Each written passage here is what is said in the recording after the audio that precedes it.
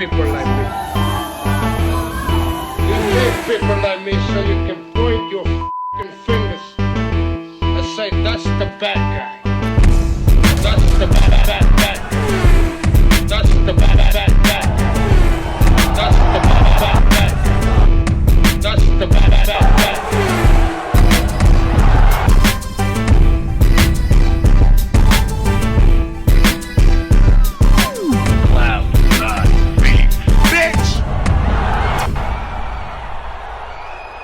Welcome to the motherfucking relay. We're covering today's top boxing news.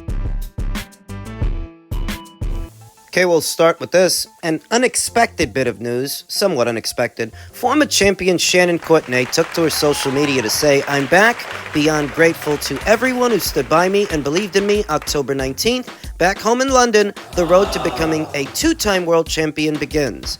Let's go." It appears that Shannon has crossed over to Boxer. She ain't with Matchroom anymore. She will be fighting on the undercard of Adam Azim versus O'Hara Davies. Well, I knew that Shannon Courtenay hadn't retired. She hadn't walked away from the sport, not completely. Didn't really know when she would come back, but that she's coming back under the Boxer banner, that's not surprising, because I've been saying it.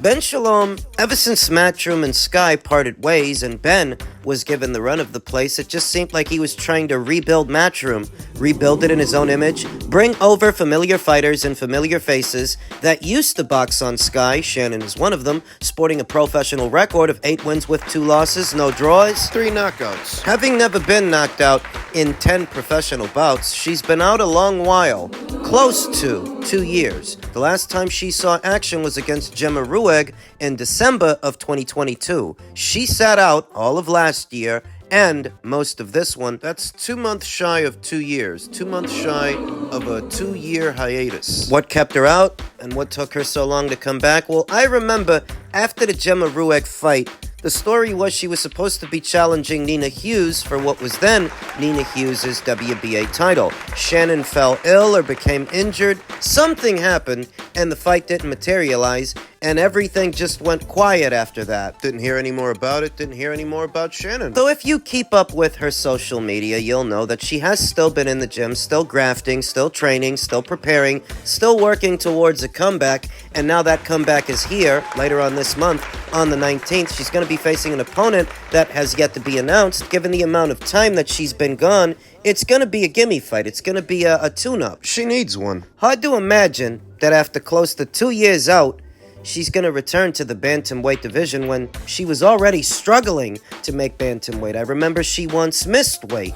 Don't imagine that after close to 2 years of inactivity, making 118 pounds has gotten easier for Shannon, so maybe she comes back at 122? 126? Neither would surprise me, though at the same time, Lou DiBella did mention Shannon Courtenay as one of 8 fighters he would like to see participate in his Great 8 tournament, featuring all the bantamweight champions, current and former, so maybe she can make it. Maybe she has this tune-up fight later on this month at, say, 122, before boiling back down to 118.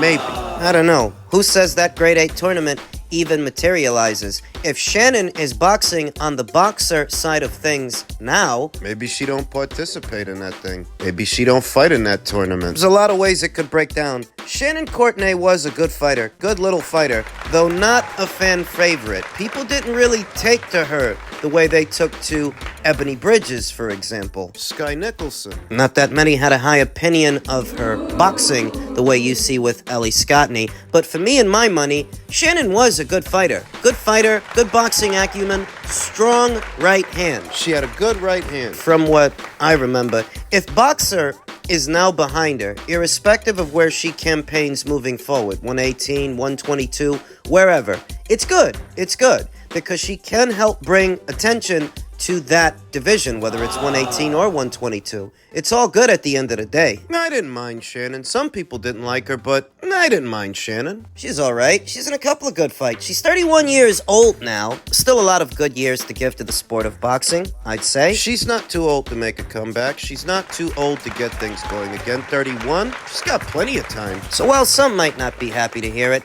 I'm glad to see Shannon Courtenay is back. In men's middleweight news, seemingly reacting to Janibek Alimkhanuly's win yesterday, WBC champion Carlos Adames said, "I'm the real champion. Check my resume. Stay tuned for what's coming. Imagine my hands touching the quote-unquote champions." There is nothing to suggest that Carlos Adames' resume, his track record so far, is head and shoulders above Janibek's or Lara's. If anything, Arislandi Lara's quality of competition is the best of the three reigning champions in the middleweight division. And Lara, unlike them, he's been a champion at 2 weights. He's been a champion at 154, now at 160. Right. The issue with Lara is that most of the somebodies that he fought at 154, not at 160. Since moving up to 160, his quality of competition hasn't been great. Conflict Lamana, Greg Vendetti, Michael Zarafa, now Danny Garcia. Not great names. So even if Lara is a bit more accomplished than Carlos or Janibek, his middleweight CV so far is nothing to write home about. To decide who is the best of the three, they have to fight. It's as simple as that. They have to fight. Though it's important to note that the only unified champion of the three, the only guy with more than one alphabet title at this weight, is Janibek. At least right now. That could soon change, as Janibek has been ordered to show cause by the WBO. The WBO approved the fight with Janibek Alimkhanuly and Andre Mikhailiovic so long as the WBO title was on the line. However, Alimkhanuly versus Mikhailiovic took place today with only the IBF title at stake. The WBO has therefore ordered Janibek to show cause within the next 5 days as to why the WBO shall not strip him of his title. I still don't understand this. Janibek was the reigning champion going in. Surely it's up to him what titles are going to be at stake in his fight. So why would the WBO title have not been on the line? Some speculate that the only title that Andre wanted to fight for was the IBF title, a play to try and drain Janibek Alimkhanuly, deplete him with the IBF's bylaws. When the IBF title is the only title on the line in a contest, there's a 10-pound rehydration cap, a second-day weigh-in, and that Andre and his team were trying to use this against Janibek to weaken him, though ultimately, Janibek is the champion going in. He's the one with 2 alphabet titles, and as long as he pays his sanctioning fees for both, I don't see why this should be an issue or why Andre would have had say. So say that Andre only pays sanctioning fees towards fighting for the IBF and not the WBO. Well, that's Andre's problem, not Janibek's. The official document from the WBO claims that Janibek did not meet his obligation to defend the WBO, but if Andre didn't want to fight for that one, well, that's up to Andre. There's nothing Janibek can do about that, so long as he paid his sanctioning fees. I'm assuming he did. Why should he be penalized? Why should he be stripped? We don't know all the ins and outs of this situation, but outwardly, it seems like a stitch-up job. It seems like they're trying to screw over Janibek. They want to take the brown belt from him to give it to someone else, so very soon, there could be 4 champions in the middleweight division, not just 3. Who would they give it to? The United Kingdom's own Hamza Shiraz is ranked at number 1, and the United Kingdom's own Denzel Bentley is ranked at number 2. It's conceivable that if they strip Janibek, the winner of that fight, whoever it is, the title will go to them. He's got 5 days to show cause. Irrespective of all of that, his manager, Aegis Klimas, took to his social media to say, "Congratulations, we will be looking into big arena with big names." So Janibek responded to Aegis by tagging him, Turkey LL Sheik,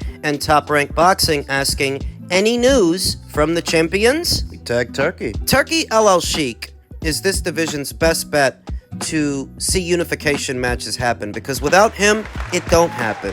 Top Rank is not going to break the bank to bring over either Carlos Adames or Arislandi Lara to their side, and the same is true in reverse. The PBC are not going to break the bank to bring over Janibek. But if Turkey gets involved and he helps this division along the same way he's helping the light heavyweight division along or the cruiserweight division along, well, then maybe we get some unifications. I wasn't particularly impressed with what I saw from Janibek this past Friday. However, he was coming off a long layoff. He hadn't fought in a bit, and he still won. All things even, the fight with Andre should have been waved off in the second round.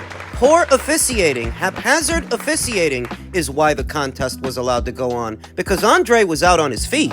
So when you look at it that way, the performance is not as damning. If this thing would have been waved off when it should have been waved off in the second round, then it would have just been another highlight reel knockout, an easy win that Janibek didn't have to struggle for. Unifications. It took Janibek about 9 rounds to dispatch Andre Mikhailiovic, who's not world level due to that poor officiating, but it took 9 rounds. How many would it take him to dispatch Carlos Adames? How many would it take him to dispatch Erislandy Lara? Lara's an old guy. He's in his early 40s. Say he's 41 years old? I think he's older than that. Carlos didn't look none too impressive. He didn't look like nothing to write home about when he fought Terrell Gachet earlier this year. While Janibek didn't blow my socks off, he did knock the guy out. I said he would knock the guy out, and he did. Stayed in character. Gotta give him that. I still think he's a better physical specimen than Carlos Adames. That while I like Carlos's boxing more than Janibek's, I feel he's a better boxer than Janibek. I don't think he's a better physical specimen. I don't think he takes a better punch. Or gives a bigger punch. I think Janibek is a bigger puncher than he is. I still like Janibek to win.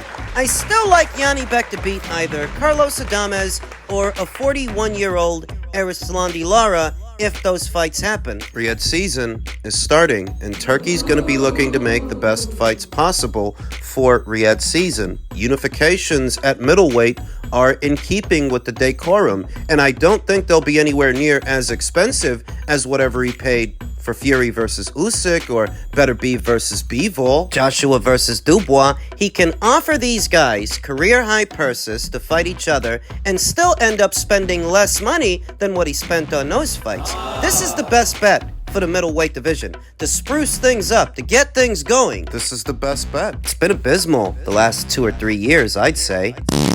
So we have to wait out this situation with the WBO that are instructing Janibek Alimkhanalai to show cause or they're going to strip him. And if they do, well, that's another added step. Jesus Christ. That'll be one more champion that he would have to fight en route to trying to become this division's undisputed champion. If the belt goes to Hamza, Gonna have to try to win it back from him. the middleweight division really is a shit show in every way that you can imagine. Finally, in men's heavyweight news, the Daniel Dubois versus Anthony Joshua rematch will likely take place in Riyadh, Saudi Arabia, if it happens next. Eddie Earnest said, Hearn explained that he expects AJ to make a final decision on his next move within the next couple of weeks. See what he does. He said he expects Anthony Joshua to stick with trainer Ben Davison for the potential Daniel Dubois rematch. He's happy with his training camp. He was in great condition. He was sparring really well. In my opinion, there won't be any changes. And he's already been through so many trainers. Rob McCracken, Angel Fernandez, Robert Garcia, Derek James, now Ben Davison. I think it's clear by now that the change that he needs is not changing who's in his corner, but changing what's in his mind or what's on his mind. Swap out as many trainers as you like. The trainer ain't the one that costed you that fight. You've got to fix it. On the inside, you've got to deal with it. In any event, Eddie Hearn does not expect that Anthony Joshua will swap out corners for his next fight.